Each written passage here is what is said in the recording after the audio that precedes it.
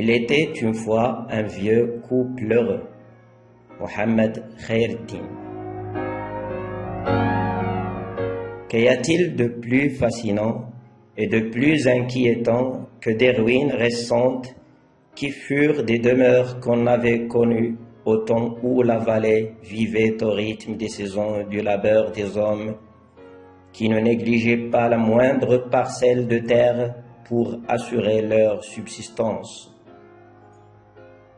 Ces maisons de pierre sèche, bâties sur le flanc du roc à quelques mètres seulement au-dessus de la vallée, ne sont plus qu'un triste amas de décombres, domaine incontesté des reptiles, des arachnides, des rongeurs et des myriapodes.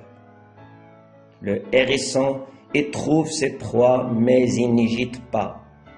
Il y vient seulement chasser la nuit, quand un clair de lune blafard fait surgir çà et là des formes furtives qu'on confondrait assurément avec les anciens habitants des lieux disparus depuis longtemps.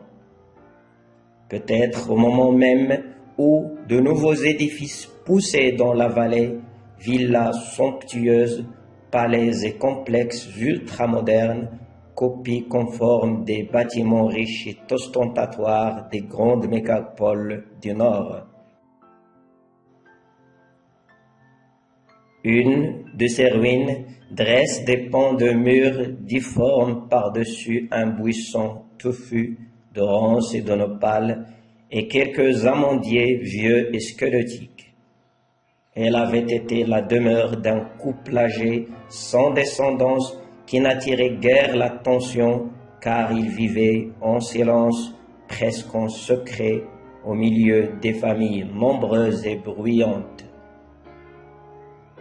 L'homme avait longtemps sillonné le nord et même une partie de l'Europe, disait-on, à la recherche d'une hypothétique fortune qu'il n'avait pas trouvée. Un sobriquet lui était resté de cette longue absence, Bouchaïb, car il avait dû travailler à Mazagon. De la femme, on savait peu de choses, sinon qu'elle venait d'un village lointain, d'une autre montagne, sans doute. Bouchaïb était un fin lettré, il possédait des vieux manuscrits relatifs à la région et bien d'autres grimoires inaccessibles à l'homme ordinaire. Il fréquentait assidûment la mosquée, ne ratait pas une seule prière.